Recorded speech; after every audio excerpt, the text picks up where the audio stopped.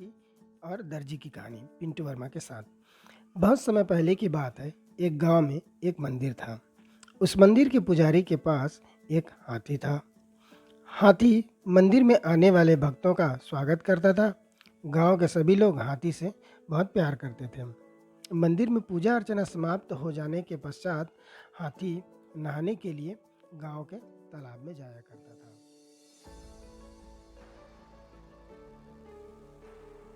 जब हाथी तालाब में नहाकर घर लौटता था तो रास्ते में एक दर्जी की दुकान थी।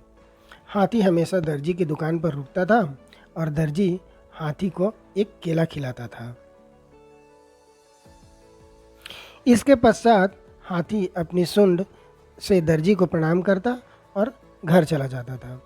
एक शाम जब हाथी तालाब में नहाकर घर आ रहा था और केला खाने के लिए दर्जी की दुकान पर रुका, उस दिन दर्जी शरारती मूड में था।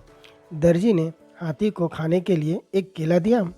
हाथी ने जैसे ही केला खाया और दर्जी को प्रणाम करने के लिए सूंड को उठाई, दर्जी हाथी की सूंड पर सुई चुभा देता है।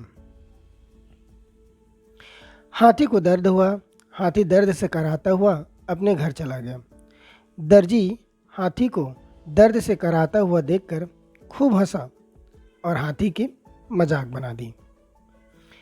हमेशा की तरह दूसरे दिन भी हाथी तालाब पर नहाने के लिए गया और नहाकर लौटते वक्त रास्ते में एक कीचड़ के गड्ढे के पास रुका और हाथी ने अपनी सूंड को कीचड़ से भर लिया और दर्जी की दुकान पर आ गया। काम में व्यस्त था।